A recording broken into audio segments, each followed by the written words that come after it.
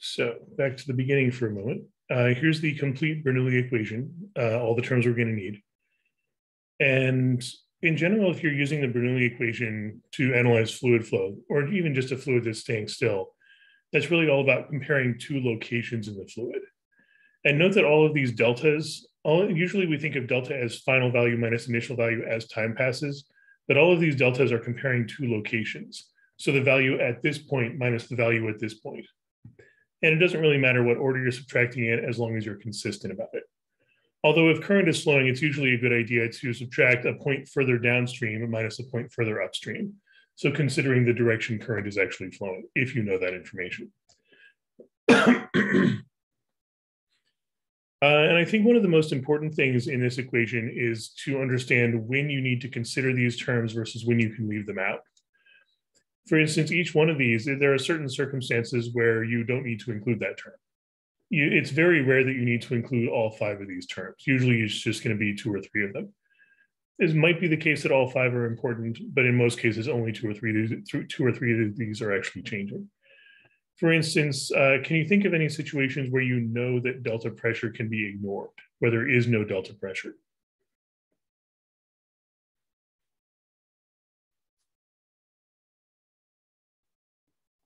When would you be able to just leave out the delta pressure term?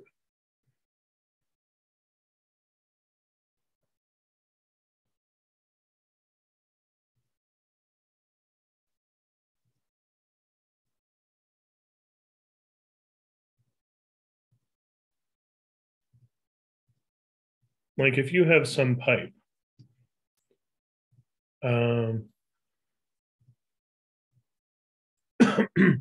when it's a closed container, not necessarily. It's possible to have a closed container with different pressure at different locations.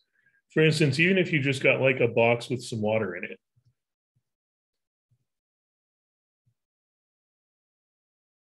if you just have a box that's, let's say, full or partly full of water, if you're comparing a couple of locations within that box, like let's say this location and this location, it's entirely possible for those two locations to be at different pressures. However, is there any value of pressure or any sort of situation where you know that a certain point has to be at a certain pressure?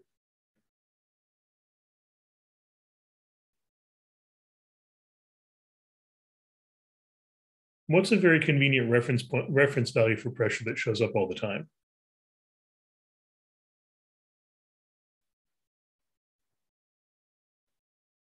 Atmospheric pressure? Yeah, when can we be certain that a point must be at atmospheric pressure?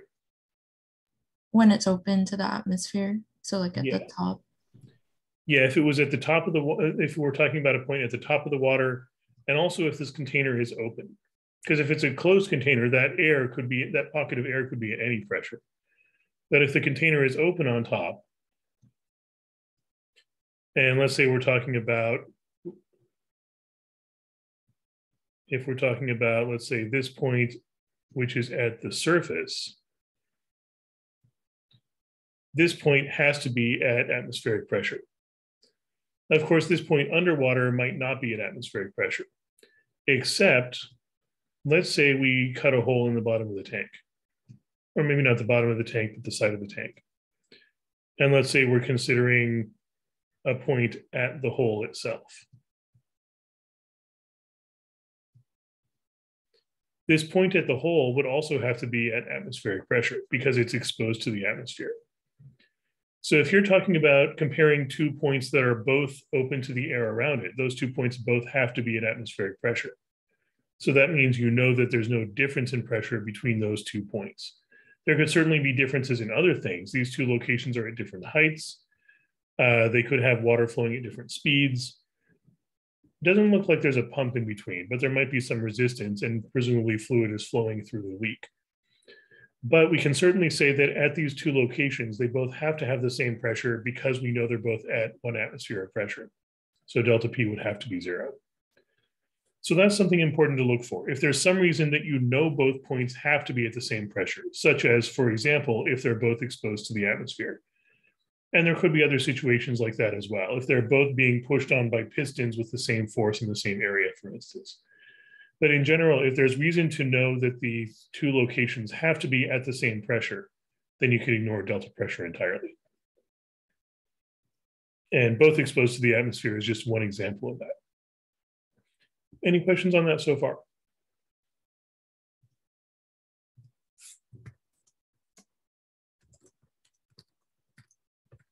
Wait, so we would just ignore the pressure and then completely instead of putting one atmosphere? Well, it's talking about delta pressure. So if we know this point is at 1 atmosphere, let's say 101 kilopascals of pressure, and if this point is also 101 kilopascals of pressure, then when you subtract, you'd get 0 anyway. Okay. So in general, you can ignore that term entirely if you have reason to know that both points are at the same pressure.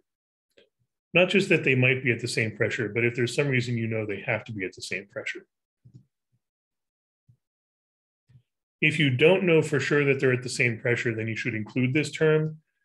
Even if you don't already know they're at different pressures, if they even might be at different pressures, you should include this term because pressure is often what changes to make up for other differences. So I would generally always include delta pressure unless you have reason to know for sure that both points must be at the same pressure. On the other hand, when can you ignore the potential energy density term? When would that have to be 0?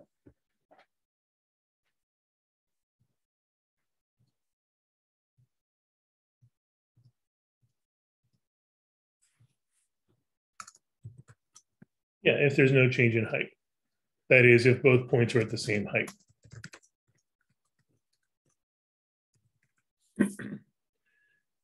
And note that that doesn't mean, I mean, one example might be if it's just a flat horizontal pipe. If it's a flat horizontal pipe, then both ends of it are definitely at the same height. But it could be a pipe that has some bends in it as long as it starts and ends at the same height. For instance, if you have a pipe that looks like this,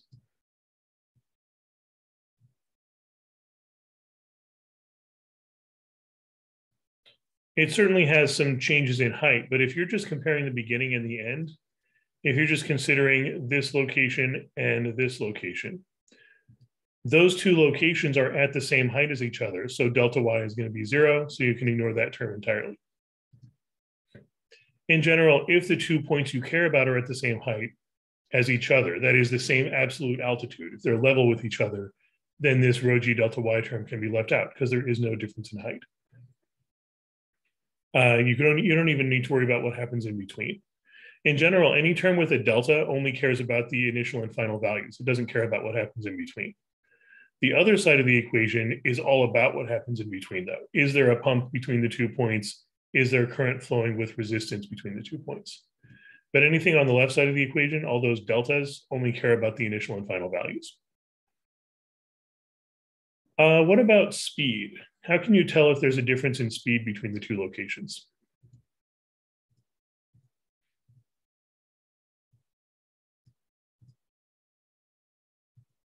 Not just if there's water flow. I mean, in this case, maybe there's water flow, but all the points are at the same speed.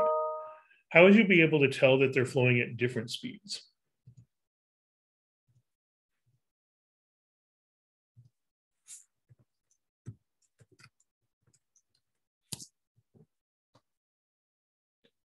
Pressure is all about the first term, though, the delta pressure. So speed isn't about pressure. The speed can certainly influence pressure. If there's a difference in the kinetic energy density term, that might be balanced out by a difference in the pressure term. But focusing on just this term, if you've got some section of pipe, yeah, the sizes of the pipe, specifically the cross-sectional areas. If you have a pipe that has, maybe it looks kind of like this.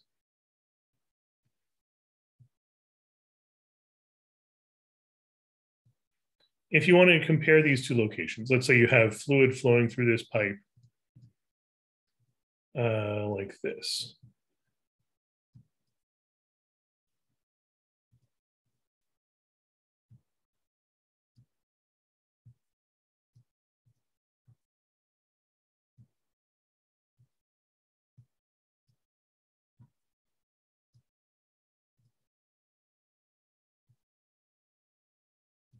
So as fluid flows through this pipe,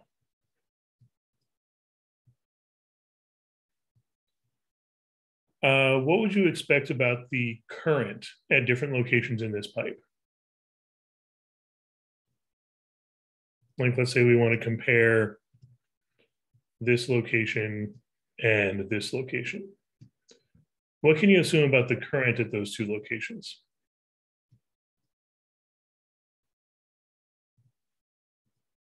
If we call these, let's say, 0.1 and 0.2.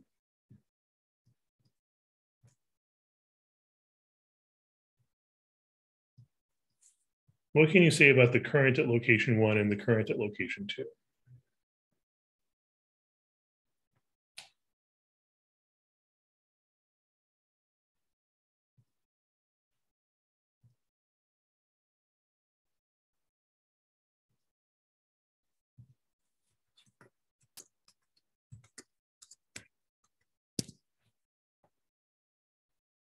Do you remember how current is defined? Like if I say the current is, let's say 5 what? What would be the units of measurement there? Or what am I describing when I say the current is a certain value?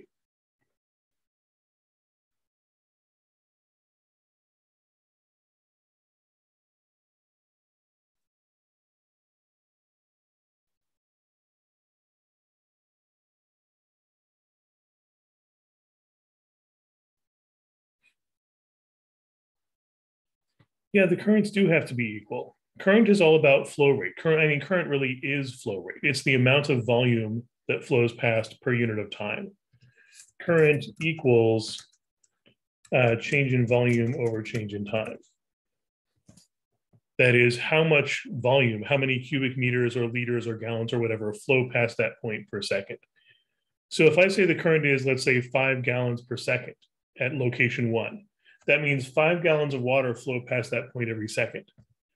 And during that same second, 5 gallons also flow past point 2, because you can't have more fluid flowing in than flowing out in a certain amount of time. This pipe doesn't accumulate more and more water, and it doesn't make water vanish. So the water that goes in, the same amount of water has to go out in the same amount of time, because water does not compress. If you're talking about a fluid that can be compressed like air, this doesn't necessarily have to be true, but it wouldn't be a steady state. If you got more air flowing in than there is flowing out, that means you get air getting more and more compressed in the region, and that's not sustainable. It won't last for longer than, let's say, a few seconds. So if this is a steady state that can continue for a long time, the current flowing in must equal the current flowing out. This is usually called the continuity principle.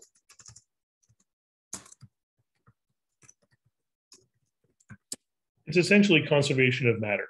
You have to have the same amount flowing in as you have flowing out. And this is actually identical to the junction rule from electrical circuits. The junction rule says the total current flowing into some point equals the total current flowing out of that point. Exact same thing. We're just talking about fluid current rather than electrical current, but it's still the same principle. So the currents have to be the same. Does that mean the speed of the fluid has to be the same?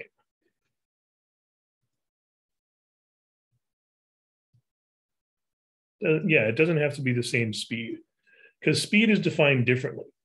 Current is volume over time, but speed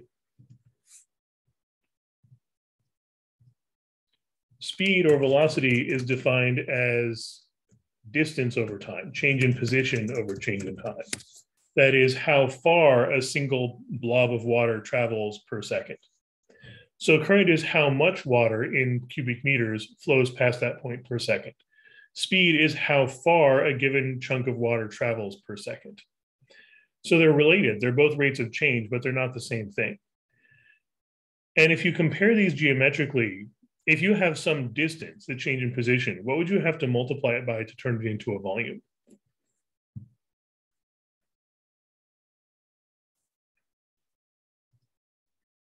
Wait, can you ask that again? Please. Sorry, what was that? I was wondering if you can ask the question again.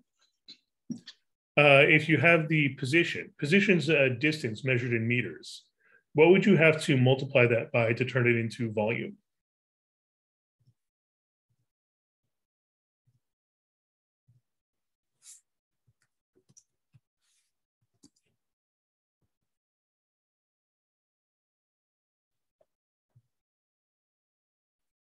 If you take a look at the units of measurement, position is measured in meters. What's volume usually measured in?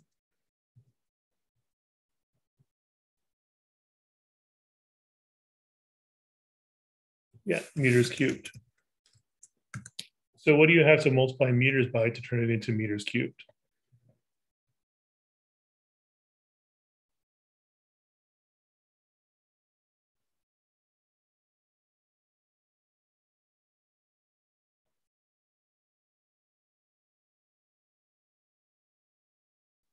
Yeah, meters squared.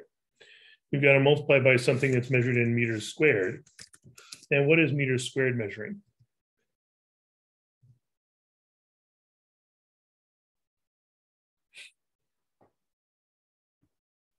Yeah, exactly. That's area. So if you take speed, which is distance traveled divided by how much time passes, and multiply that by area, you get current, which is how much volume passes per unit of set or per second. Specifically, the cross-sectional area of the pipe. If you think of this in 3 dimensions, if you've got some pipe with a cross-section,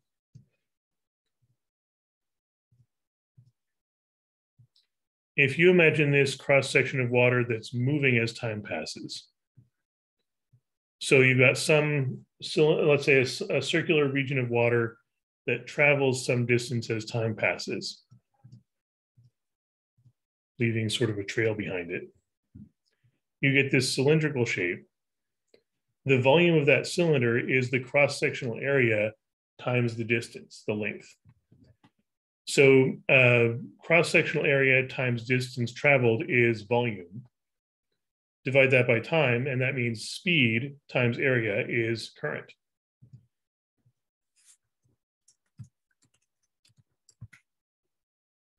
So that's how these terms are related to each other. Speed and area are different rates of change, but they're related by area. Speed times area equals current.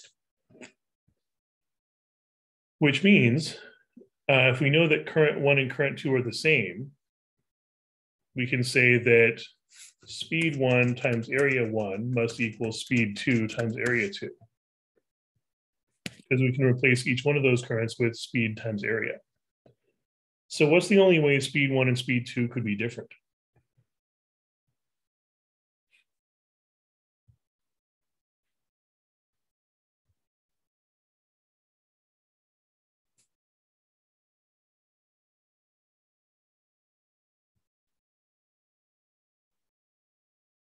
If we know speed 1 times area 1 must equal speed 2 times area 2, what's the only way the speeds could be different?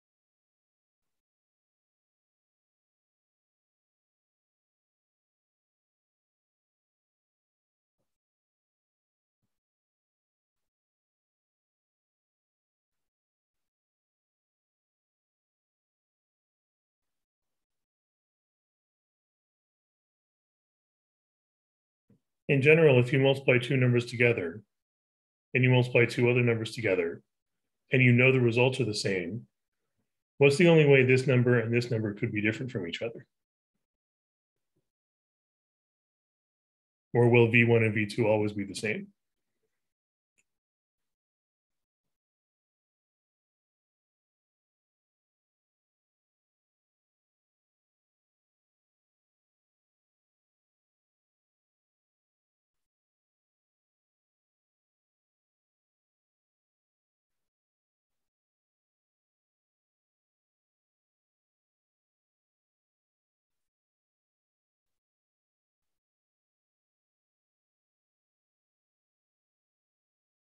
So are the two speeds always going to be the same then?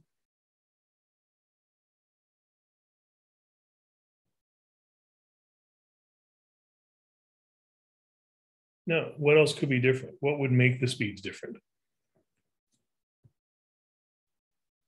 Yeah, if the areas are different, then the speeds are going to be different. If the areas are the same, then the speeds have to be the same. So this is the main result of the continuity principle. We know the currents have to be the same. The speeds are going to be different if the areas are different. The speeds are going to be the same if the areas are the same. So this ultimately tells us when we can ignore this kinetic energy density term. Ignore that entirely if the points both have the same area, the same cross-sectional area. If they have different cross-sectional areas, like let's say in this diagram here, point 1 is a wider cross-sectional area, then it gets to a narrower cross-sectional area at point 2. Which one of those locations would have a faster speed?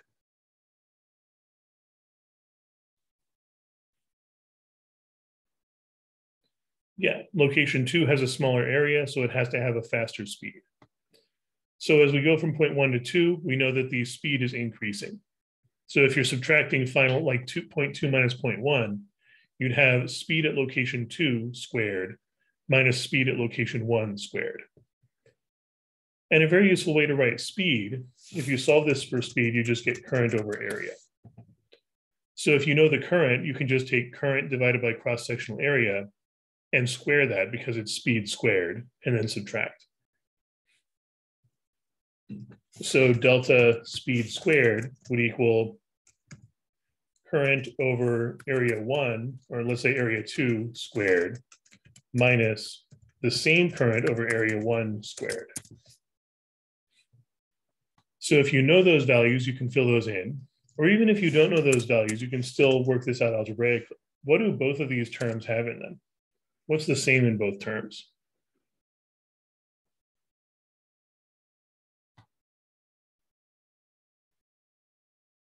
Yeah, they both have the same current. And note that that current is being squared. So we can, because the whole thing is being squared. So we can factor out a current squared. And we're left with 1 over A2 squared minus 1 over A1 squared. So this is one way you can write that delta speed squared. It's equal to current squared times 1 over A2 squared minus 1 over A1 squared. So it's not just the difference in area, it's the difference in 1 over area squared.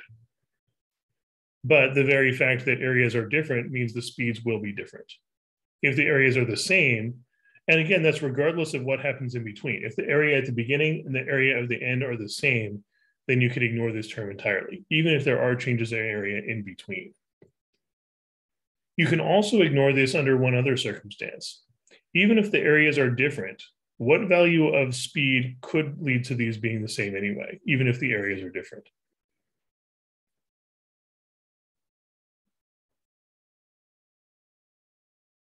What's one value of speed you can multiply by any area and always get the same result?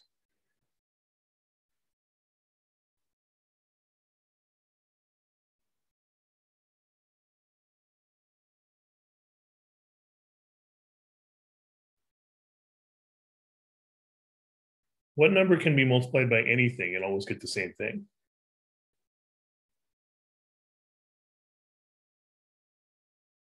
Yeah, if the speed is 0, that is, if the fluid is not flowing at all.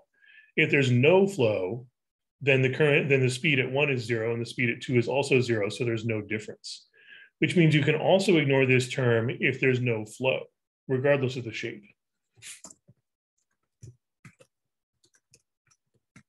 So if the fluid is not moving, you can also ignore this term completely. Any questions on that left side of the equation so far?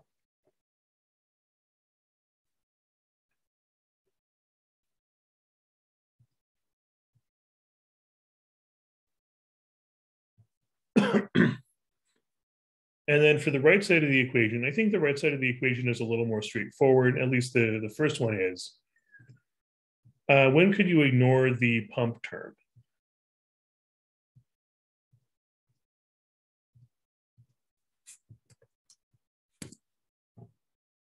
Yeah, when there's no pump. Specifically, if there's no pump on the path we're talking about. I mentioned earlier that all of the delta terms only care about the initial value and the final value. The other side of the equation is talking about the points on the path between those. So if the path you trace out, because in order to use the Bernoulli equation at all, you've got to be able to trace out a path from point 1 to point 2 that stays entirely within that one fluid system. For instance, in this case, we could trace out this path, which should really be all inside the pipe. We could trace out this path that's entirely within one fluid system. So that's the path that we're talking about. All the delta terms on the left side only care about initial and final values, but everything on the right side cares about what's going on that path that links them. So the big question is not, is there a pump overall, but specifically, is there a pump on that path? There might be a pump somewhere else in the system, but if it's not on this path, we wouldn't include it in the equation.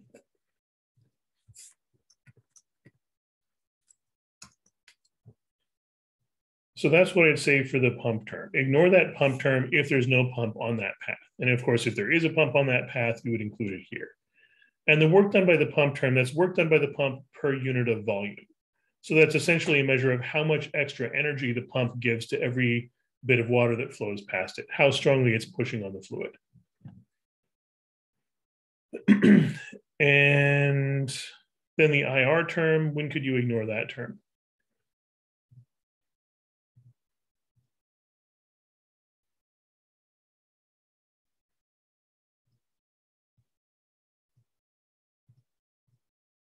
Are there any circumstances when you could leave that out?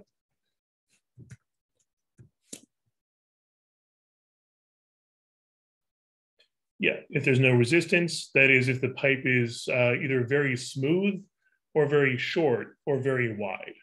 Because resistance is typically related to how narrow the pipe is, like a narrower pipe will have more resistance, how long the pipe is, a longer pipe will have more resistance. And I guess you might say how rough it is. So if the pipe is very smooth or very short or very wide, like large cross-sectional area, then the resistance will be small. So this can probably be ignored. So ignore if the pipe has very little resistance. Realistically, every pipe has some resistance, but if it's small enough, we can probably round it off to 0. Or alternatively, even if there is resistance, when else would this term be 0?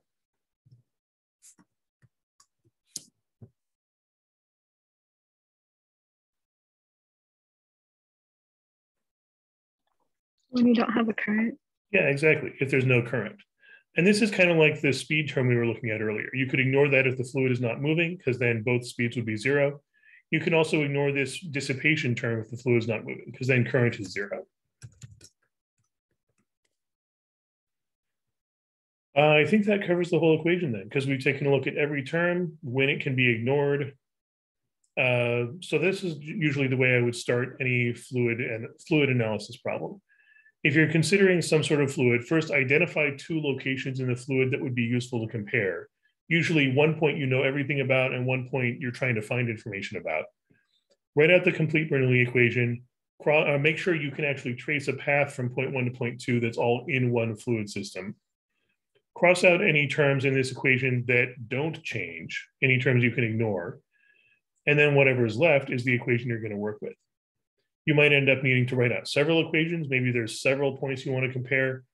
But anytime you can identify a pair of points that are in the same fluid system, then you can use the Bernoulli equation to compare them. Any questions on that so far?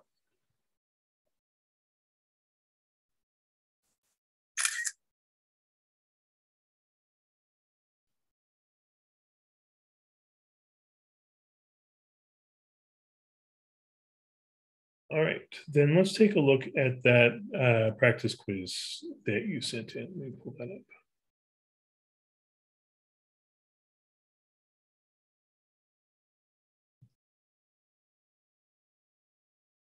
That was this one, I think.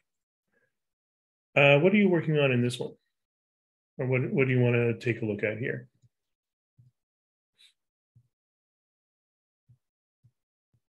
Oh no, I just sent that, but I personally haven't worked on it, so it's okay. We don't go over it. Sorry, what was that?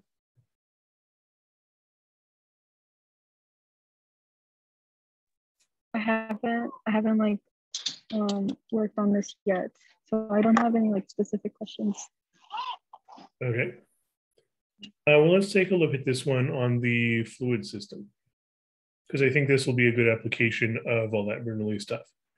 In this case, we've got this unusually shaped pipe. And it looks like it tells us the cross-sectional area at locations B, C, and D, 2.7 square meters. And the cross-sectional area at A is 4 times larger than that.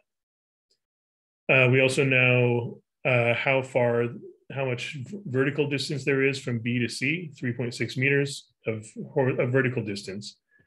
And from A to B to C, there's no resistance, but it looks like from C to D, there is resistance. And I think we also know D opens up to the atmosphere. The fluid flows out of the pipe at point D. So we at least know point D is at atmospheric pressure. Pressure at location D is 1 atmosphere. In other words, 101.3 kilopascals. If we're talking about absolute pressure. If we're using gauge pressure, we would call this 0 kilopascals as a reference point. So what are we actually trying to find here? Fluid systems filled with oil, and we know the density of that. We also know the fluid column above A is open to the atmosphere, and the oil reaches 1.25 meters up the column. So if this reaches 1.25 meters up the column,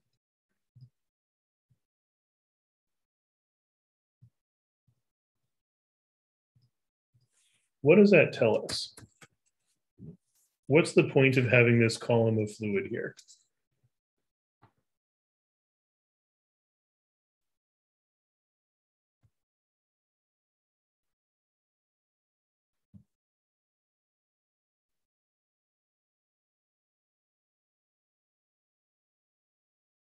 Or what do we know about the point on the top of the fluid column?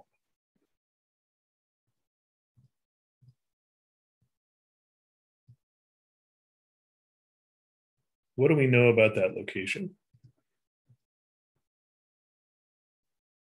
Yeah, it's open to the air around it. So what do we know about its pressure?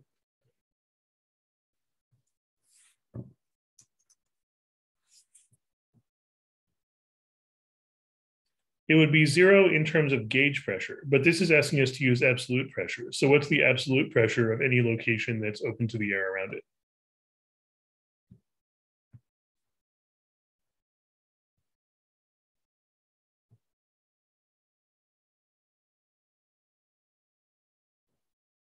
Yeah, should be 1 atmosphere, which is 101.3 kilopascals, although this is asking us to use 101 kilopascals, so let me modify that.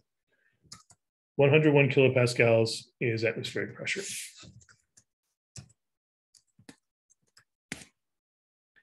So that's the pressure at the top. And we want to know the pressure at the bottom of that column, that is the pressure at A.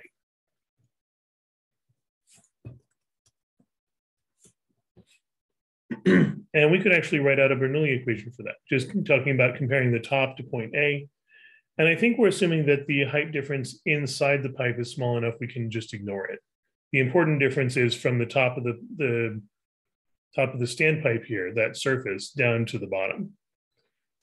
So if we write out a Bernoulli equation for those, comparing these two locations,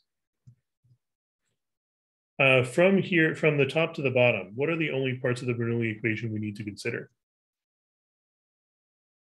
What's actually changing from here to here?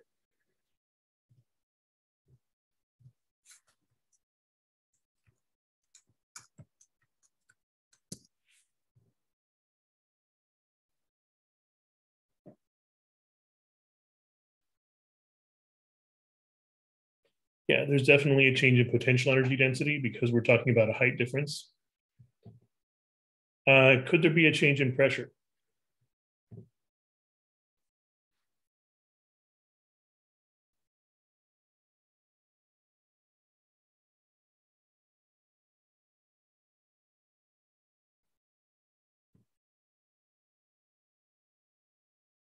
Is it possible that there's different pressures at these two locations? No change in pressure at all. So location A is also one atmosphere.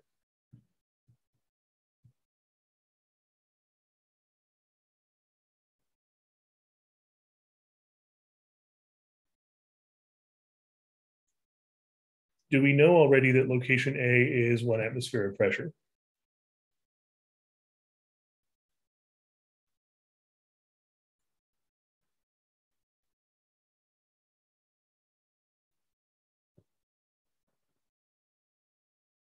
Right, we don't know what the pressure at point A is. It might be 1 atmosphere, but probably not, because if it was the same pressure, it wouldn't be able to support this column of water. So we should assume that A and the top could be at different pressures, since we don't even know what the pressure is yet. So we should include a delta pressure term. We should also include the potential energy density term, rho g delta y. Is there any difference in speed within this standpipe? Actually, is the fluid moving in this standpipe?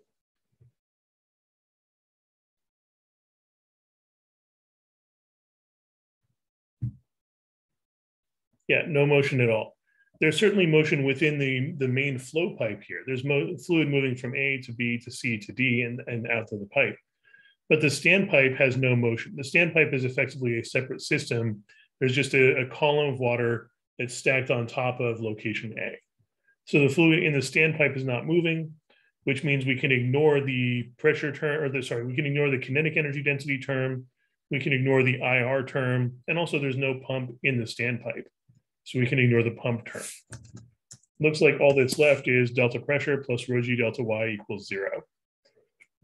This is a very useful simplified version of the Bernoulli equation that works anytime the fluid is not moving and of course no pump, usually called the hydrostatic Bernoulli equation.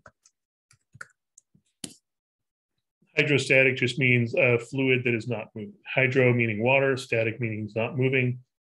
So any fluid that's not moving is hydrostatic, and you can use this simplified version of the Bernoulli equation, just leaving off all the terms that involve motion because there is no motion, and also assuming there's no pump.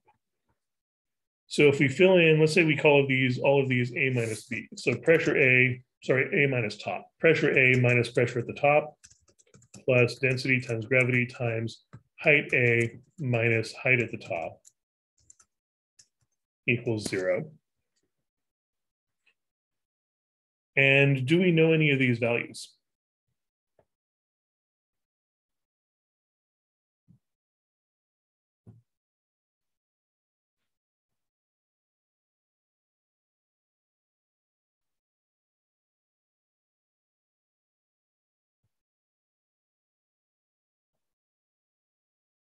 Yeah, we know gravity, that's 9.8 meters per second squared, or we can probably round it off to 10.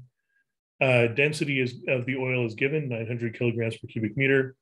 And we know both the pressure and the height at the top. As a convenient reference scale, it's probably going to be useful to call the pressure or the height at location A 0.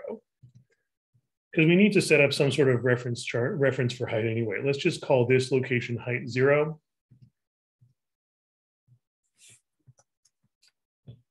And then the top is 1.25 meters above it. So let's call this height 1.25 meters. Or alternatively, you could call the top 0 and then location A would be negative 1.25 meters. Doesn't really matter as long as you're consistent about the reference scale. Because that way, when we subtract these, we're going to get YA, which is 0, minus Y at the top, which is 1.25 meters.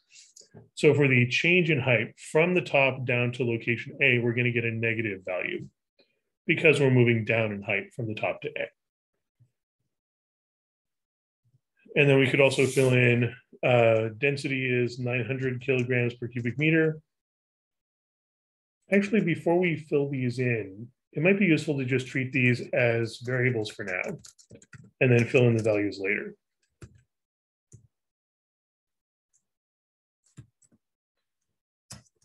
I am going to go ahead and fill in the 0 because it's often useful to have to fill in zeros just because they're going to simplify things. Also, we know pressure at the top is 1 atmosphere, so I'm just going to replace this with P atmosphere. And let's see if we can solve for pressure at location A. if we've got pressure A minus pressure of the atmosphere plus density times gravity times negative y top. So that'll just be negative density, gravity, y top. How would you isolate pressure A here? You just move everything to the where. Yeah, in other words, you're adding these to both sides. So pressure A equals, we add pressure of the atmosphere to both sides. We add rho g y top to both sides. So this should tell us what the pressure is at location A, the bottom of this standpipe. And at this point, I would go ahead and fill in the values. 101 kilopascals plus density of oil times gravity. And for that, I think we can use 10 meters per second squared times height at the top, 1.25 meters. Any questions on that so far? So we've got 900 times 10 is 9,000 times 1 1/4 would be an extra fourth of 9,000, which is 250, 2,250, is that it? 11,250 in total. So we've got 101 kilopascals plus 1,000 or 11,250. And if you work out the units here, kilograms per cubic meter times meters per second squared times meters, that's going to end up being pascals. And we want these to be the same units. So let's shift this decimal point over 3 spaces and insert a kilo at times 1,000. So 101 kilopascals plus 11 1/4 kilopascals is going to be 112.25 kilopascals. So that's our pressure at location A, 112.25 kilopascals. At least that would be the absolute pressure. So we would call this the absolute pressure at A. Or alternatively, we could say that the difference, that is how much more than atmospheric pressure it is the gauge pressure.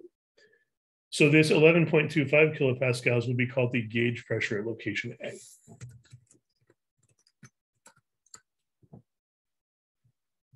Absolute pressure means this 112.25 kilopascals, that's the actual pressure at location A. But that pressure is 11 1/4 kilopascals above and beyond atmospheric pressure. So that 11 1/4 would be the gauge pressure in the sense that that's how much more than 1 atmosphere it is. Any other questions on that so far? Wait, can you explain when they're asking for gauge pressure versus absolute? Well, in this case, it's asking for absolute pressure, which means what's the actual pressure at that location. So that'll be the 112.25 kilopascals we just calculated. Gauge pressure, if it was asking for gauge pressure instead, gauge pressure is just how much more than atmospheric pressure that is. So that would be the extra 11 1/4 kilopascals. It's very much like the difference between kelvins versus degrees Celsius if you're measuring temperature. Kelvins tells you what the actual temperature is. So that's like absolute pressure. Whereas degrees Celsius tells you how far you are above some reference point, in particular, the freezing point of water. Similarly, gauge pressure just tells you how far above some reference point you are, specifically how far above atmospheric pressure. Which means, in the same way that, for instance, if your temperature in degrees Celsius is 0, that just means you're at the reference point, you're at the freezing point of water. Likewise, if the gauge pressure is 0, that just means you're at the pressure of the atmosphere. So in terms of gauge pressure, we call the atmosphere 0. Anything negative just means you're at a pressure less than atmospheric pressure. Anything positive means you're that high above atmospheric pressure. Just like, for instance, if the temperature was -3 degrees Celsius, that doesn't mean you have less than no temperature. It just means the temperature is 3 units below the reference point. Likewise, if your gauge pressure is -50 kilopascals, that doesn't mean there's less than no pressure. It just means the pressure is 50 kilopascals less than atmospheric pressure. Whereas if you're talking about absolute pressure, 0 actually means no pressure at all, a complete vacuum. And it's impossible to have absolute pressure be negative because that would mean less than no pressure, and that's not possible. In the same way that you can't have a temperature less than 0 kelvins. 0 kelvins means actually no temperature at all. 0 absolute pressure means no pressure at all. But for gauge pressure, 0 just means the reference point, which is 1 atmosphere. And if you're talking about a difference, like if we were calculating, say, the difference between A and B, it doesn't really matter whether you're using gauge pressure or absolute pressure as long as you're consistent about it.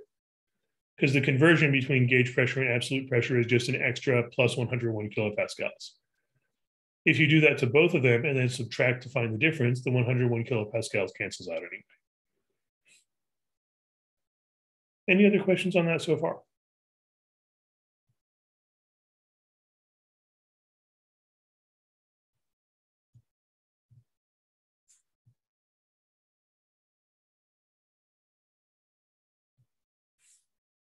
Okay, and what else is this asking? Flow rate is changed and a pressure gauge at point B reads 10,000 pascals as the gauge pressure. So what would that mean? Like how much difference in flow rate you have from where you started? Yeah, well, not so much from where you started, but from the atmospheric pressure. So 10,000 pascals of gauge pressure means 10,000 pascals more than 1 atmosphere. And you can convert that to absolute pressure by just adding 1 atmosphere. If the gauge pressure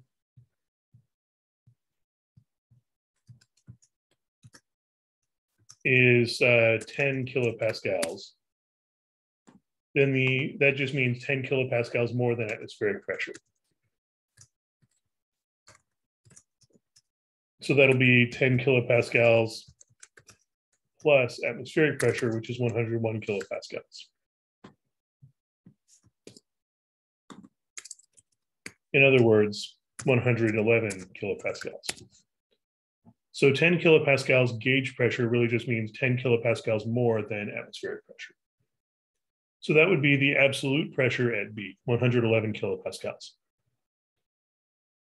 However, if we're just comparing points within the pipe, it's also possible to just use gauge pressure the whole time. It's just that if we're using gauge pressure, we have to treat the atmosphere as 0 because that's the reference point. So let's try this out. We're talking about a flow from B to C to D. We know the pressure at point B. So let's just use gauge pressure the whole time here. Pressure B is 10 kilopascals. What would pressure at location D have to be?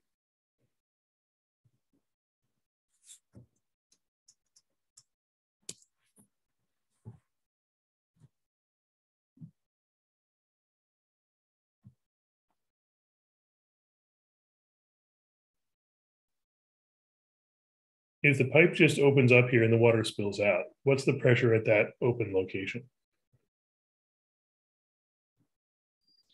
The 1 atmosphere. Yeah, although we're talking about gauge pressure. So, what's the atmospheric pressure if we're talking about gauge pressure?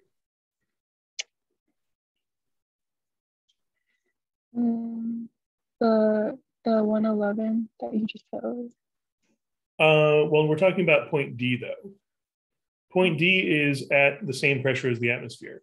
And gauge pressure is asking how different is the pressure from atmospheric pressure. So how different is location D from atmospheric pressure? Oh, 10. Point D is higher pressure than the atmosphere?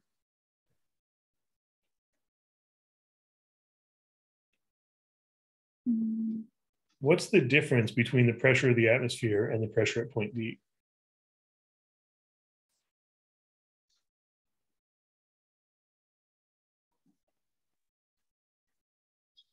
So you would subtract the 101 from 10?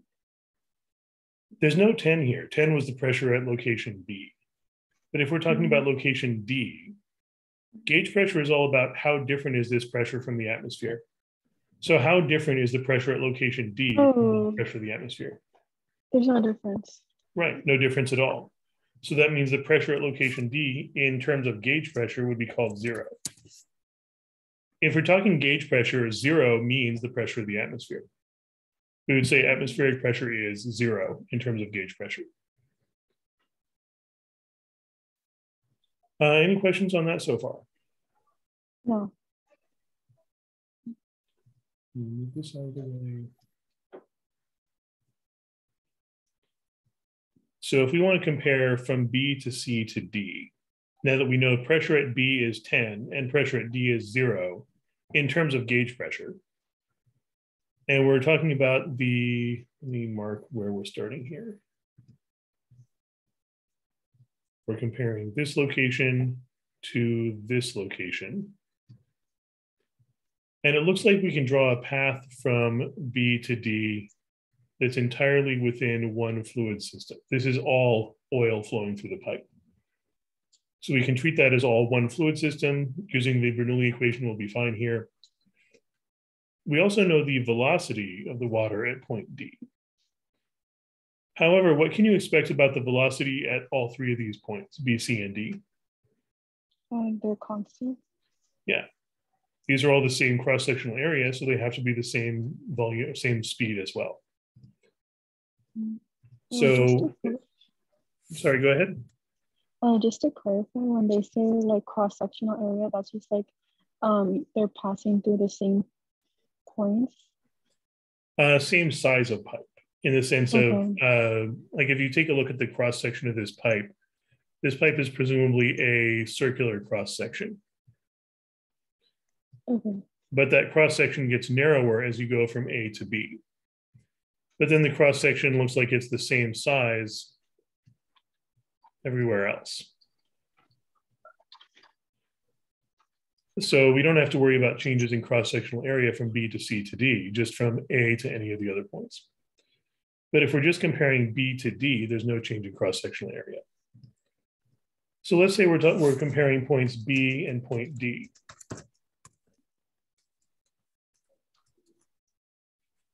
If we're going from B to D, there's no change in cross-sectional area, so we can ignore the kinetic energy density term. The fluid is moving, but it's moving at the same speed throughout the whole process. What is changing from B to D, though? What terms do we need to include in the Bernoulli equation? Potential energy. Yeah, we got a pressure difference, potential energy difference. We would also include the, like, sorry, which one? Potential. No, it's because I was thinking that we are going to use like IR, but I think the resistance is the same. So yeah, the fluid is flowing through a section with resistance. From the section, not the whole thing, but the section from C to D does have resistance. We definitely do need to include I times R, or negative IR. There's no pump in this section though, so we can at least leave that out. But we definitely have a pressure change because we know these are very different pressures. We have a height change, and we also have fluid flowing through a section with resistance. We just don't know what that resistance is. Any questions on that setup so far? I just wanted to, so we're using the pressure difference because D is exposed to the atmosphere. In part, yes, but also even if we didn't know that, we should assume that B and D at least could be at different pressures. In general, you want to include the delta pressure term to make up for other terms, unless you have reason to believe that they must be at the same pressure, like if both points were open to the atmosphere. In this case, just from the diagram, it looks like B and D certainly could be at different pressures. There's no reason they have to be at the same pressure. And also, moreover, it tells us what the pressure at B is, and we know that D is the same pressure as the atmosphere. So we know both of those pressures, and they're definitely different values. We also know the density, that's still oil, so it's still 900. And we know gravity, and I think it told us delta Y, right? Delta Y, and where was that?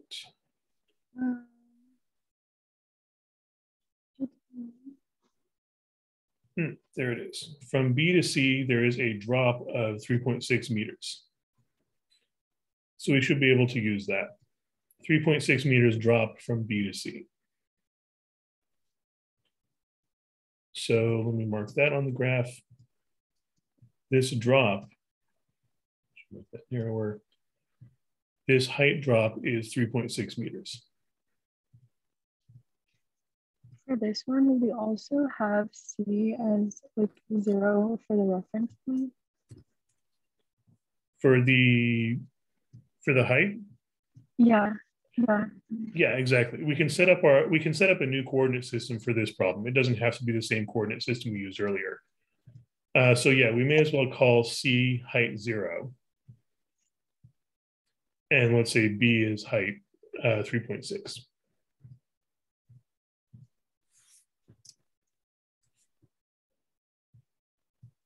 Just as a convenient reference point.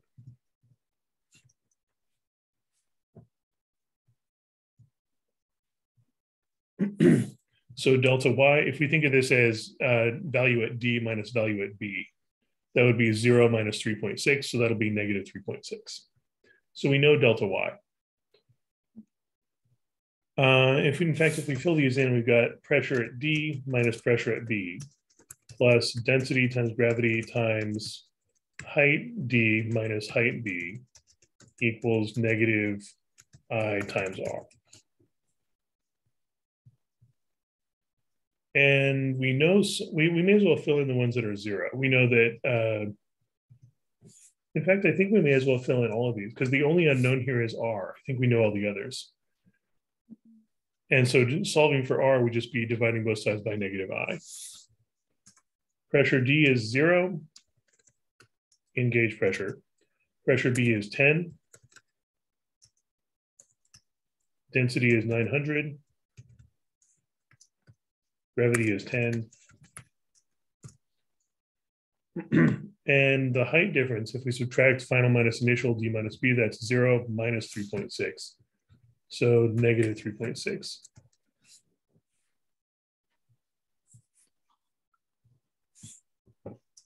Equals negative I times R.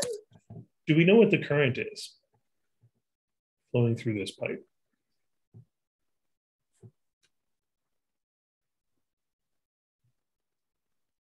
Yes. Did it tell us the current here?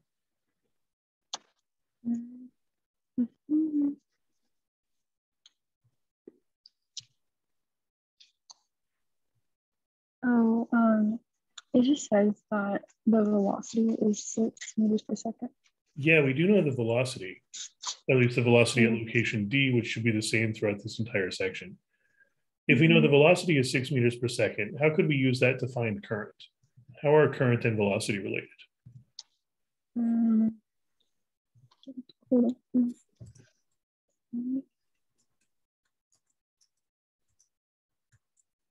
What do you have to multiply the speed by to get current? The current, the area, or yeah. Yeah, if we just multiply that by the cross-sectional area, which I think was provided. Speed is 6 meters per second. Area was given as 2.7 meters squared. So that's provided by the problem.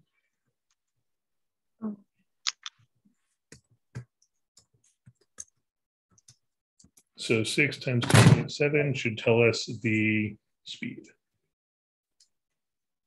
So 16.2. And that'll be cubic meters per second. In other words, how many cubic meters of fluid flow past that point per second?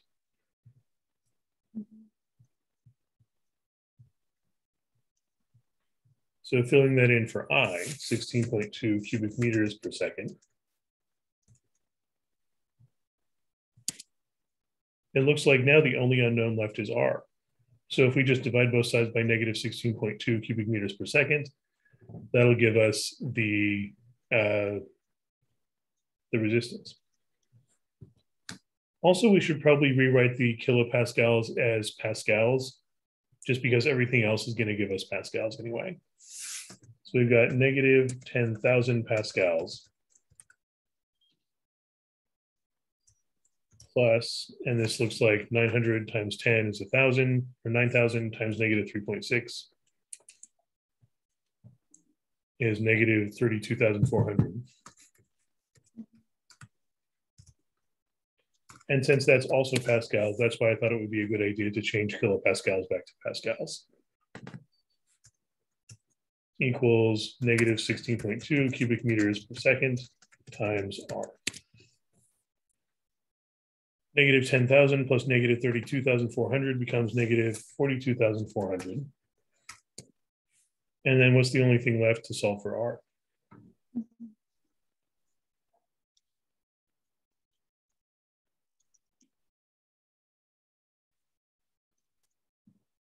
What's the only thing we still need to do to isolate R there?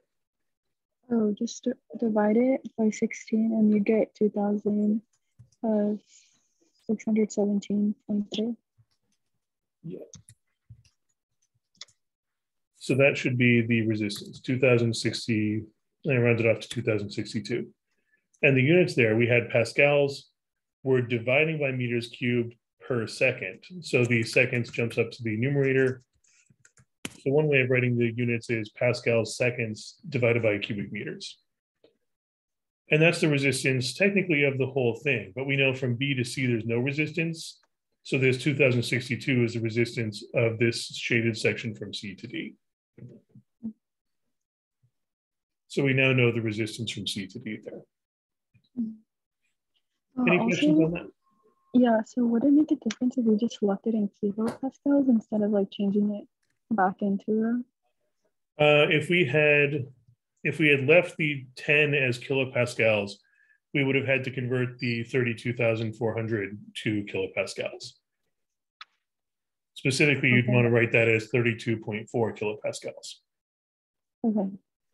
In that case, you would just end up with R equals 2.062 kilopascal seconds per cubic meter. Okay. So it doesn't really matter what units you use as long as they're all consistent. The important thing is to use the same units for everything. And generally, if you're working with kilograms, meters, and seconds, you're going to end up with pascals when you simplify. In fact, formally, pascals is the same as newtons per square meter, which is the same as joules per cubic meter.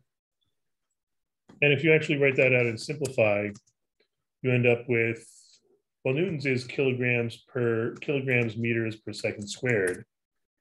Divide by meters squared, and meters cancel out, you end up with meters times second squared in the denominator. So these are all just 4 different ways of writing the same thing. Pascals is the same as newtons per meter squared, which is the same as joules per cubic meter, which is the same as kilograms over meters second squared. So those are all the same units, just 4 different ways of writing it. Whatever is most convenient, you can substitute freely between these. Any other questions on that one?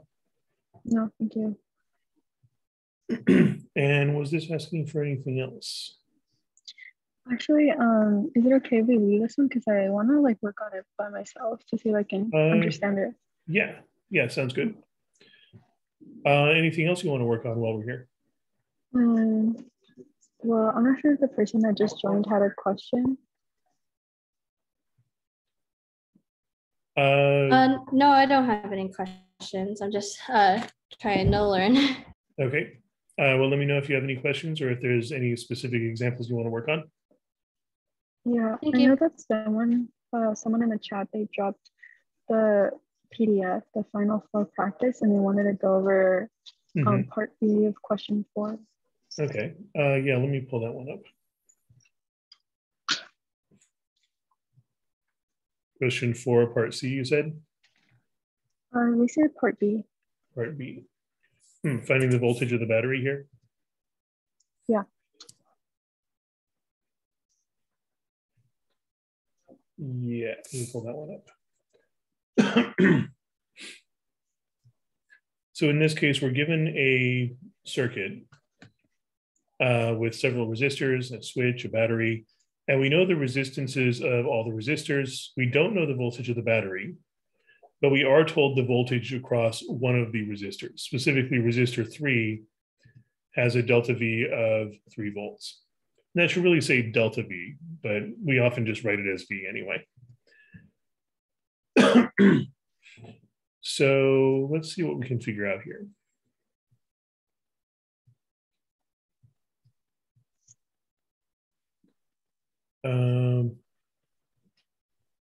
And also it says that the switch is open for now, which basically means we can ignore that section entirely. If the switch is open, no current's flowing through this branch. So we can just ignore that. We can pretend this isn't even part of the circuit. And then looking at what's left, and also specifically that we know that resistor 3 has a 3-volt difference from start to finish. And let's label these with what we know. So just to clarify, when there's a switch and it's open, you can completely ignore that part. Yeah, any branch that has a break in it, like that open switch, no current's going to flow through that branch. And since no current's flowing through that branch, we can ignore it entirely. It doesn't really even matter as part of the circuit. So I would just ignore it completely. It may come into play later if we close the switch. But if the switch is open, then that section, that branch, is not even influencing the circuit at all. Because you got to have an actual path in order for current to flow. So it looks like resistor 1 is 32 ohms. And resistor 2, 20 ohms. I'll just fill these in. Resistor 3, 12 ohms.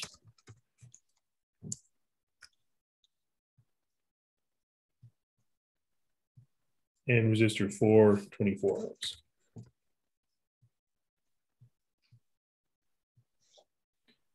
And we also know the difference in voltage for resistor 3.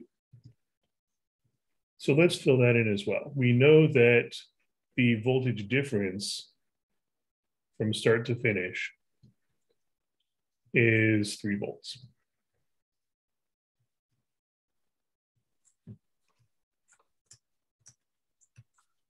Technically, I guess negative 3 volts because it's a drop in voltage, but that just means one side is lower voltage than the other. And this is actually a very useful combination of information because if we know the delta voltage and we know the resistance, what else can we calculate there?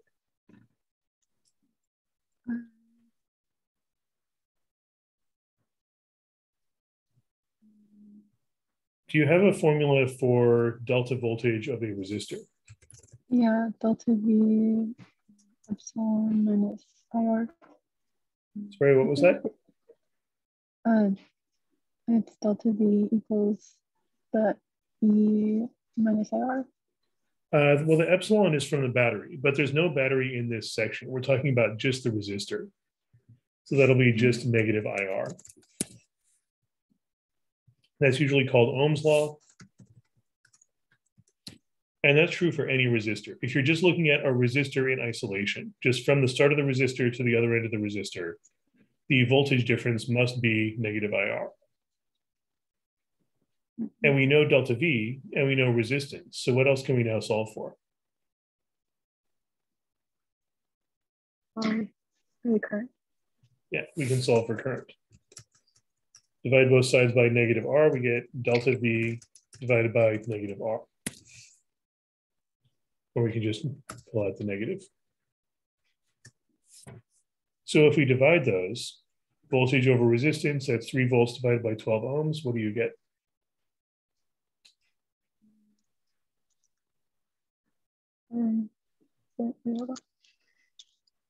.25. Yeah, or in other words, 1/4. So that means the current, not only for resistor 3, but for this entire branch, is going to be 1/4 of an amp. So we now know this entire current for this entire section is 1/4 of an amp. So let's write that in. Let's say I'm going to call this I2 because it's the current through resistors 2 and 3.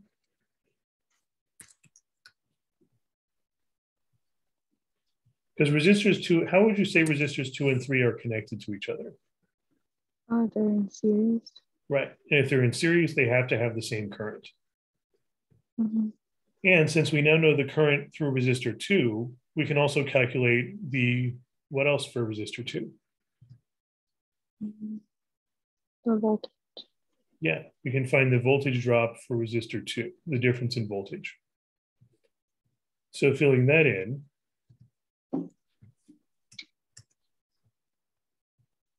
what would that equal? Mm-hmm.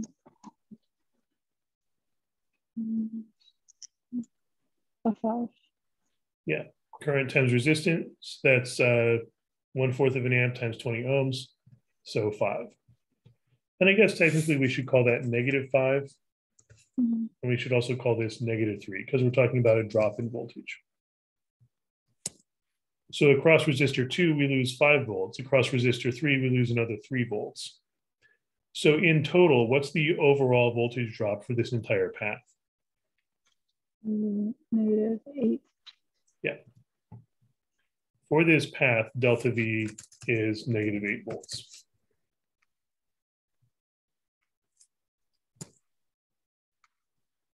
Which also means,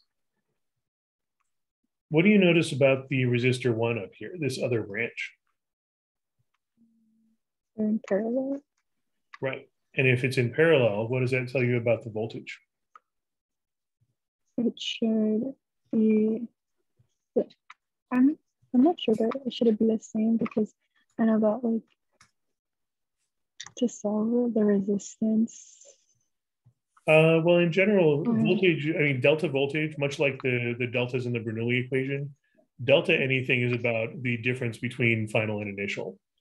So if you compare, for instance, this side, this is at some high voltage, and this side is at some lower voltage. The path of resistors 2 and 3 is a path from this high voltage zone to this low voltage zone. Resistor 1 is also a path from the same starting high voltage to the same ending low voltage. So resistors 2 and 3 take you from high voltage to low voltage. Resistor 1 is also a path from the same starting point to the same ending point. So it involves the same delta voltage. Okay. So this is generally true for any two paths in parallel. As long as the two paths start at the same point and end at the same point, they have the same delta voltage. Yeah. So this top path is also a delta V of -8 volts in total. Which means we now know resistor 1 as a resistance, and we know its voltage difference. So what can we now figure out about resistor 1? Okay. Sorry, what was that? Okay. Yeah, we can find the current through resistor 1 as well. And what's that going to be? Also 1/4. Yeah, multiply or divide, divide voltage by resistance, we get I1 also happens to be 1/4 of an amp. And then when we get to the junction, these two circuits, these two currents both hit the junction. And what do we get here going through R4? They're in series. Sorry, what was that? They're in series. What's in series? Like that whole like resistor that you saw for and R4. Yeah, if we were to lump these together, we would say this collection of resistors, this whole lump, is in series with R4. Mm-hmm. But I think it might be more appropriate to use the junction rule here, that if we consider this junction, what can we say about the currents going in and the currents going out? That they are equal to each other? Yeah, the junction rule says the total of all the currents going in has to equal the total of all currents going out. And what's the total current going into this point? -8. Not the voltage, 16. the current. Oh, the current. 1/4. We got 1/4 going in from the top branch, and also 1/4 going in from the bottom branch. Mm. So if you Also add one- together all the currents flowing in, what do you get? 1/2. Right. Which means the current flowing out also has to be 1/2. Let's say I4 is 1/2 of an amp. So we now have, I guess that's now all the currents in the system. Because the current, the rest of the way, since R4 is in series with the battery, this entire section also has 1/2 an amp. So we've got 1/2 an amp of current flowing through resistor 4 in the battery. That current hits this junction and splits into 1/4 of an amp one way and 1/4 of an amp the other way. And then those 2 1/4 amps join together at this junction to make 1/2 an amp again. So we now know the current everywhere in the entire circuit. And since we know current 4 and resistor 4, we can multiply those to get what other value? And it should be 12. What was that? The voltage for R4. Yeah. That voltage difference, if we just multiply negative IR, negative 1/2 times 24, looks like that's going to be negative 12.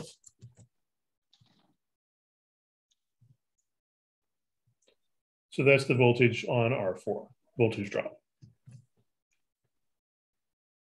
Any questions on that so far? No, I don't. So how would we use this information to find the voltage of the battery? And you just add all the voltages together. Not all of them. Mm. Because there's no rule that says add all the voltages together. What you could do, though, is you could use the loop rule. At least as one way to do this is to use the loop rule. If you just draw out any loop that includes the battery, like let's say we start at point Y, go through the battery, through point X, then we hit a junction. Which way should we go from the junction? Do you want to go up or down? Down. So if we continue like this, hit another junction, we want to complete the loop though, so let's go to the right. We've now formed a complete loop. And what does the loop rule say about everything we pass through in that loop?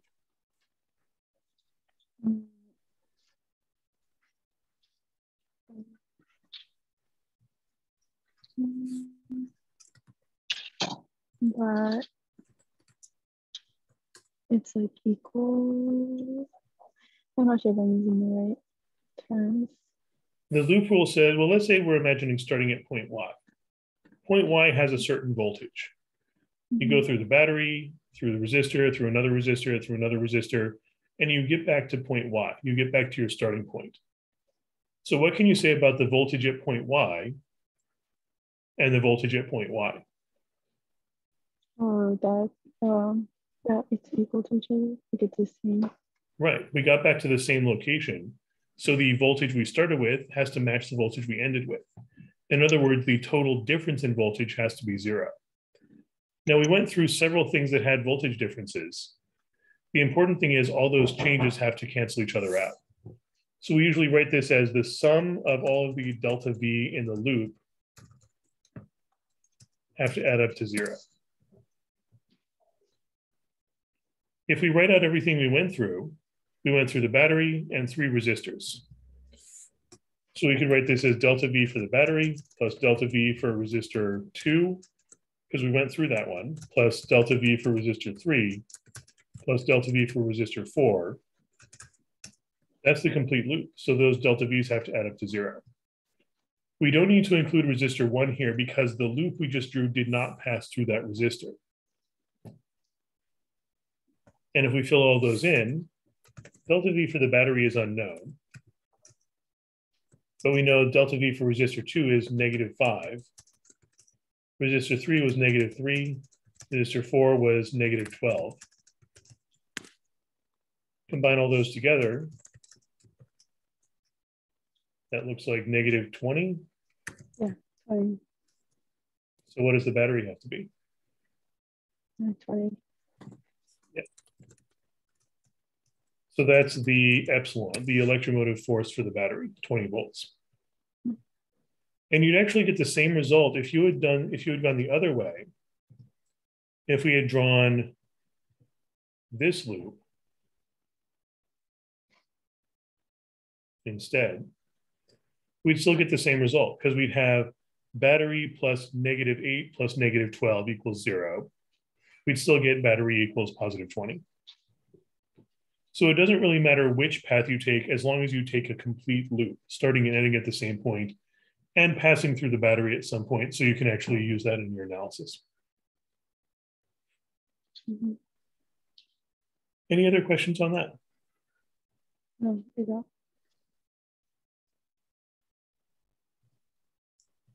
And another way to analyze voltage that can sometimes be useful is what I usually call mapping out the voltages. If we start drawing what the voltage is everywhere, like let's say we're looking at point Y. Point Y has some voltage associated with it, but not just point Y, but all of these locations connected by wire are at some specific voltage. So let's call that V sub Y.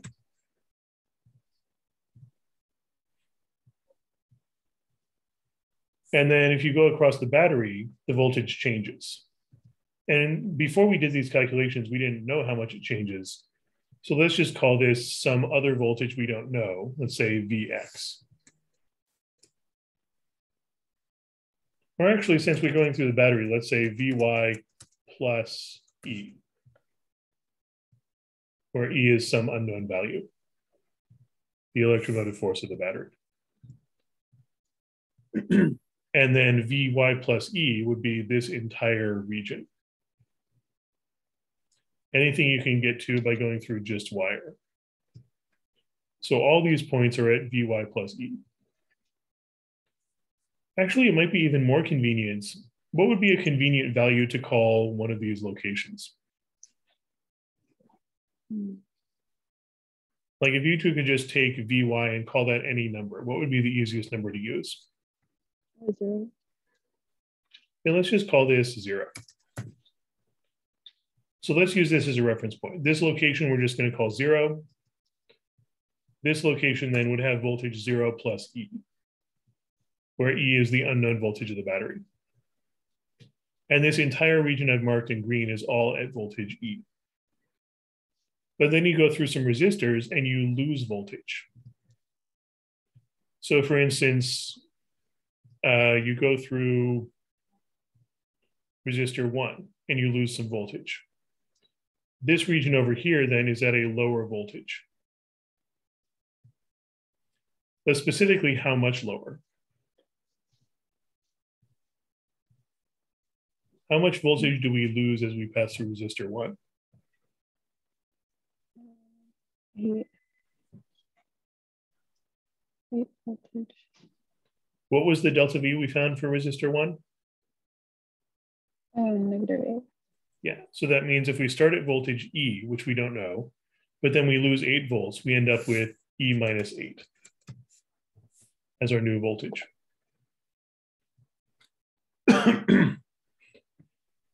We could also even fill in this in-between mark. This in-between region,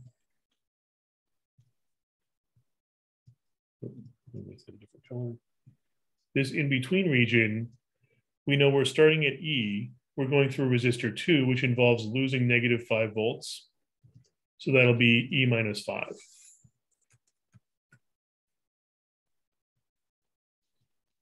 And then from there, we lose 3 volts. E minus 5 minus 3 is E minus 8, so that matches up with what we expect. But then from there, from this unknown E minus 8, we then go through resistor 4. And what's the voltage difference for resistor 8? For resistor 4, I mean? 12. So if we have E minus 8 and we lose another 12, what are we now at? 20. Yeah, or E minus 20. So we could call this region voltage E minus 20.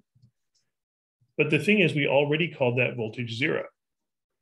So we know E minus 20 equals 0. In other words, what's E? 20. Yeah. So we can now fill it. We now know the voltage of the battery is 20, which is exactly what we got from these calculations as well. And now that we know that E is 20, we can actually fill in all the other values. We can map out the voltage everywhere in the region or everywhere in the circuit. This entire region is at 0 volts. This green region, we now know E is 20, so this is all at 20 volts. The blue region, E minus 8, that's 20 minus 8, so that's 12 volts. And also E minus 5, that would be 20 minus 5, so 15 volts. So by doing this, we've now mapped out the voltage in every possible region. This entire region is all at 20 volts. This in-between zone is at 15 volts. This blue zone over here is 12 volts. And over here is the reference point, 0 volts.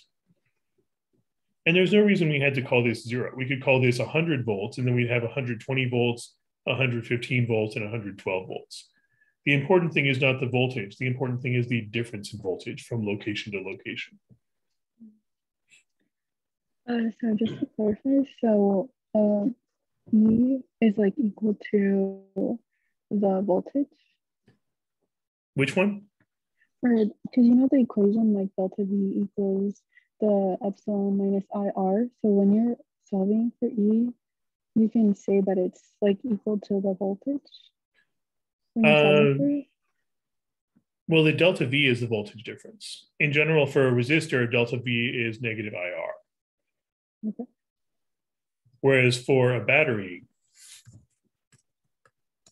delta V is plus some constant, usually written as E or epsilon. Okay. And also for a capacitor, delta V is negative Q over C, where Q is how much charge the capacitor is storing, and C is the capacitance of the capacitor, which is just a constant representing how efficiently it holds charge. Mm-hmm.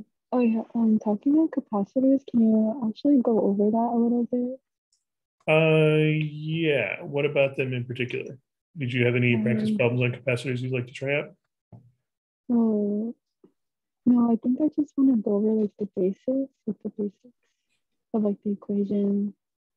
Okay. Let me pull up a fresh whiteboard then. Oh, before you go over capacitors, I was just looking over the delta V for each of the resistors, trying to figure out how you computed those. I have the formula, but I'm a little confused on what you plugged in. Could you just show me what you plugged in for one of them so I could solve it on my own later? On this one? Yeah, just for like delta, like for R2, like how you what you plugged in to get that delta V. Yeah. Well, we knew the delta V for resistor 3. So we used that and Ohm's law to find the current through resistor 3, which is the same as the current through resistor 2 because they're in series. Oh, okay. Thank you. And then with the current and resistance, you can solve for the delta voltage. So we're just starting with the one thing we're told, the delta V for resistor 3, and sort of working our way outwards using Ohm's law to use voltage to find current or use current to find voltage. And then using that to piece together all the delta V's for the entire circuit. Thank you. Welcome. So let's take a look at capacitors then. Let me clear this out.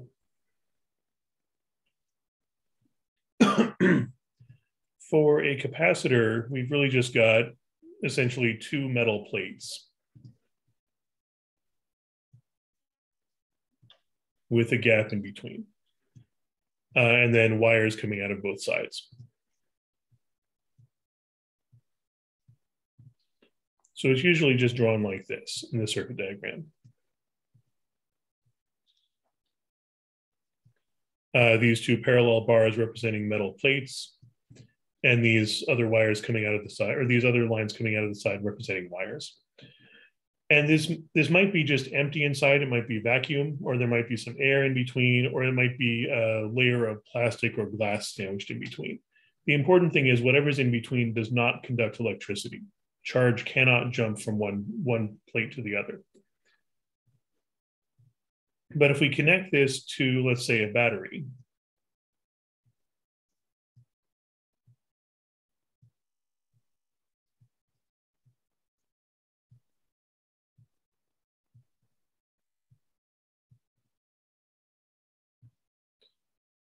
if we connect all this up, what would you expect to happen?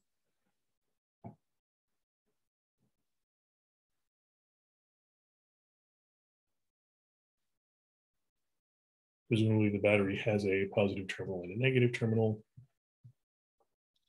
I think I was confused because like I understood that like all the like positives would go, like all the positive voltage would just go to the negative. Like that's what I was understanding of like what capacitors did. And then like eventually it the current or something like that, it would like slow down eventually. Yeah, let's say there's a resistor here, just so, because if technically if there's no resistor, then nothing really happens. It just instantly charges up and that's it. So let's assume that we've also got some resistance here.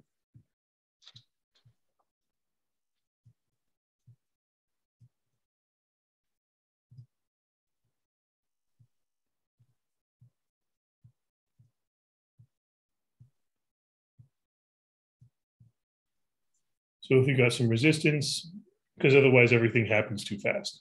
It just happens instantly and then it's done. In a case like this, the positive terminal is trying to push charge out here, if we're assuming we're talking about positive charge. And of course, it's really negative charge that's moving around, but we can treat it as positive charge moving for purposes of this analysis. If you just got, let's say, a positive charge here,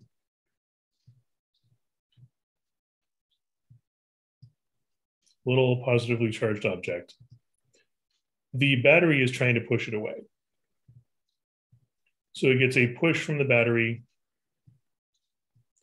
and we get current flowing. And the thing is, if there's a gap here, usually we would expect the gap to make no current at all flow. But the fact that we've got this big metal plate, that metal plate has enough atoms on it that it can store some extra charges. So let's say some of these atoms get some extra positive charge. Meanwhile, the negative terminal is pulling on positive charges. So if we have a positive charge over here, it's going to get pulled towards the negative terminal of the battery. That means we're removing positive charge from this plate. And again, if there was just a gap here, we would expect no current would flow. But with this big metal plate, it can afford to lose some charge. So we can expect that it'll lose some positive charge and have some negative charge left over. So we end up with the plate most directly connected to the positive terminal is going to accumulate positive charge. And the plate most directly connected with the negative terminal of the battery will accumulate negative charge. Any questions on that so far? No. Now let's say we've already got some charge accumulated here, and we have a positive charge on the wire. The battery is pushing it towards the plate. So we get a push forward from the battery.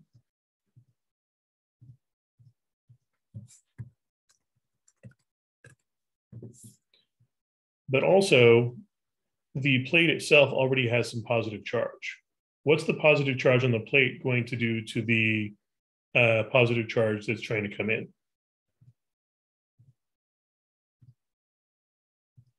Would it push it back? Yeah, the positive charge is going to repel. So we get a pushback from the plate.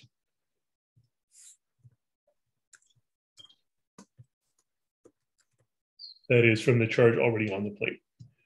And if this is only a little bit charged, that push is not going to be very strong. So the new positive charge is going to be able to go in, but the pushback is going to mean current's going to flow more slowly than it would back when the capacitor was empty. And likewise, if the positive charge was on this side, the negative terminal of the battery is pulling it inwards, but it's also getting attracted by a little bit by the negatively charged plate. So it's going to be more difficult to leave. The more charge accumulates on the capacitor, the more difficult it is for more charge to flow. And that pushback can be represented as the capacitor having its own voltage. When we talk about electrical push, we really mean voltage. So we can say the capacitor has its own voltage, its own difference in voltage, I should say, its own delta voltage. And that delta voltage depends on the charge that's already stored on the capacitor. If the capacitor wasn't storing any charge, then it would have no delta V. So I should say a charged capacitor has its own delta voltage. And the amount of delta voltage is proportional to the charge stored on it right now, which means delta V for the capacitor should equal something times charge, Q being the charge stored. And that something ends up being 1 over a variable we call the capacitance. And we usually put a negative here to account for direction, in the sense that the capacitor is exerting a voltage trying to push charge out of itself, not trying to pull charge into itself. Or to put it another way, it's pushing back against the battery. Any questions on that so far? No.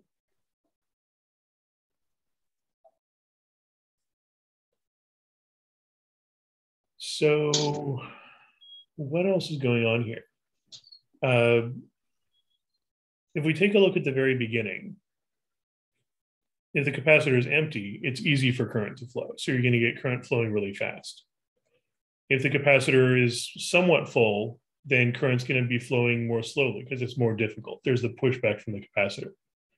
If the capacitor gets very full, if it gets lots and lots of charge, what would you expect to eventually happen to the current?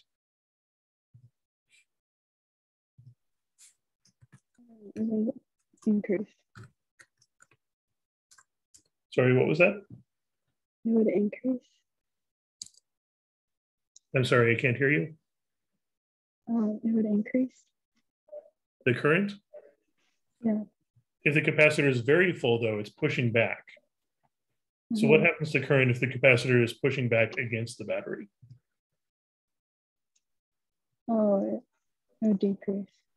Yeah, it decreases, gets slower and slower. Eventually you get no more current flowing at all, or at least so slow that it may as well be stopped. So if you have a kind of full capacitor, current flows more slowly. And if you have the capacitor as full as it's going to get, then the current stops. Technically, it doesn't completely stop. It exponentially decays towards an asymptote of 0, but you get closer and closer to 0, so it may as well be no current. And in cases like this, I find it's often useful to compare what's going on at the very beginning and also after a very long time. And let me fill in some numbers here. Let's say we have, let's say the battery has a delta voltage of plus 12 volts. And let's say the resistor has a resistance of 3 ohms.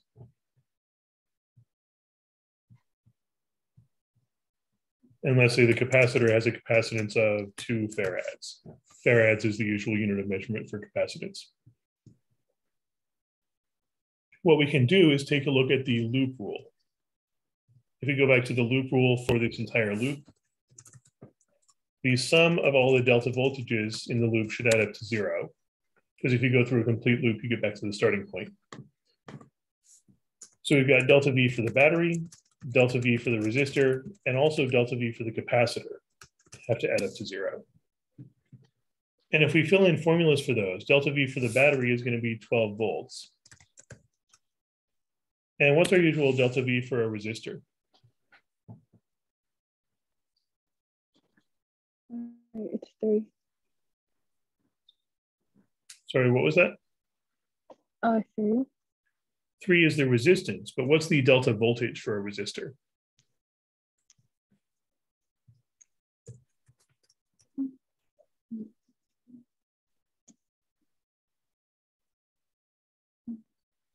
I'm not sure. That's the I times R we were looking at earlier. Negative I times R. Oh, yeah. Current times resistance tells you how much the voltage changes across a resistor from one side to the other. Mm-hmm. So if we fill that in, we get negative current times 3 ohms, where current, let's say, is unknown for the moment. And then for the capacitor, we can fill in negative Q over C, where the capacitance here is 2 farads. And if we move the negative terms around, if we just add these negative terms to both sides, we get 3 ohms times I plus charge over 2 farads equals 12 volts. In other words, the voltage of the battery matches the voltage used up by the resistor plus the voltage used up by the capacitor. And I find it very useful to think of this as essentially saying the battery can do 2 things here. The battery can make current flow, or the battery can make charge be stored in the capacitor. It can do a lot of one and a little bit of the other, or it can do some of both. But it can't do lots of both, and it can't do none of both. So the only possibilities really are you've got lots of current flowing while there's very little charge in the capacitor. Or maybe you've got lots of charge stored in the capacitor when there's little or no current flowing. Or you've got some of each, some charge stored and some current flowing.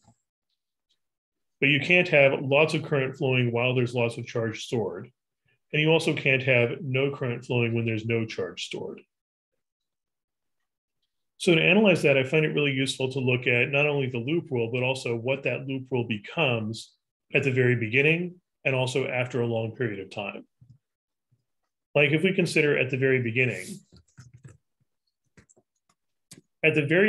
how much charge is stored in the capacitor if we've just assembled this and plugged it in?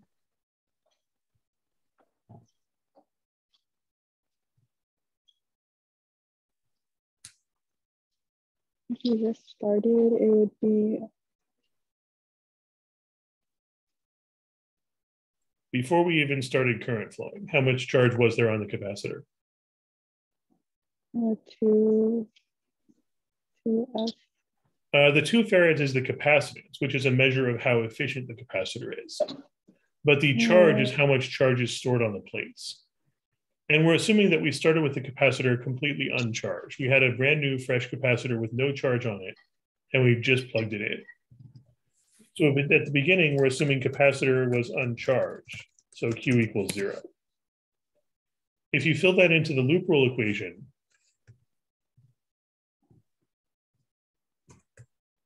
if we replace Q with 0 coulombs, that entire term drops out.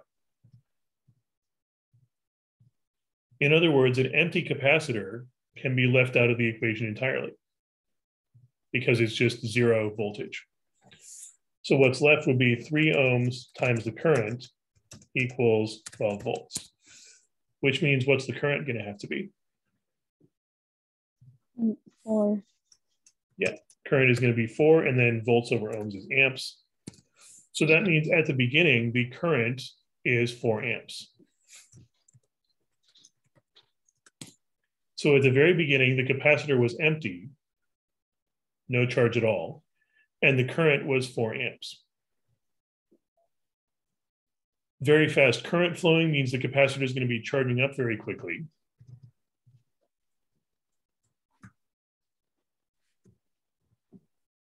Both sides. But that charge on the capacitor means the current's going to slow down. It's going to get slower and slower and slower as the capacitor fills up. Eventually, there's so much charge on the capacitor that the current can't flow at all. So we can set up another scenario. We can say after a very long time, and a very long time is kind of relative here. In a situation like this, a very long time might mean just a few seconds, depending on how fast things decay. But after a long enough time, capacitor is full. That is, it's accumulated as much charge as it can under these circumstances, which means how much current is now flowing.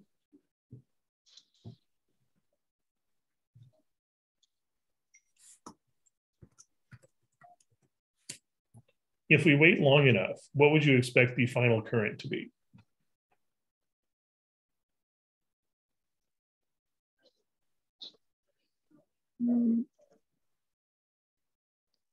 If the capacitor gets more and more full of charge and the current gets more and more difficult to flow, what's the slowest the current could possibly be? 0. Yeah, eventually the current's going to get to be zero, or at least close enough to zero, it may as well be zero.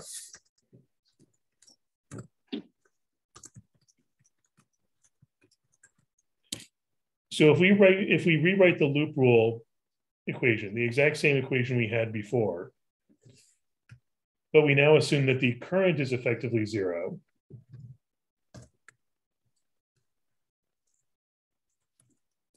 So we've got 0 amps of current. Now that term drops out. And what can we now solve for? What's the only unknown left here?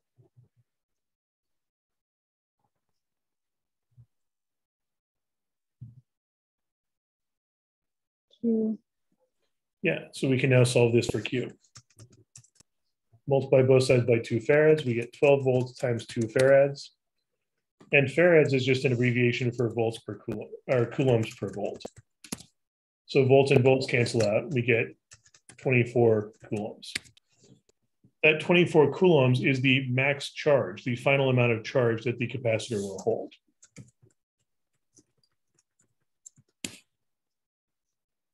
So this tells us everything we need to know about the very beginning and the very end. At the very beginning, there's no charge stored and there's 4 amps of current flowing. At the very end, that is after a very long time, there's no more current flowing at all, but the capacitor is storing 24 coulombs of charge. And we could even graph those. We could set up a graph of charge versus time and a graph of current versus time. So if we made this a graph of charge versus time and a graph of current versus time, we know the current started at 4. So let me put a mark at 4 amps. And decayed from 4 amps towards 0. So we'd expect exponential decay there. Whereas the charge is 0, but approaches 24 coulombs. So we could put a mark at 24 coulombs there. That's going to be the asymptote. So I would draw that in, let's say really lightly as maybe a dotted line.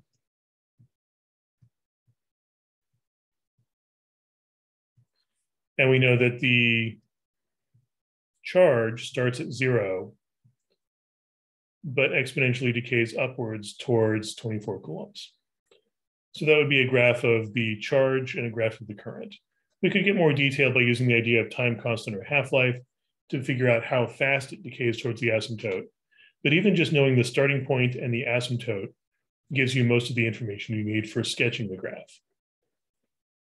Any other questions on that?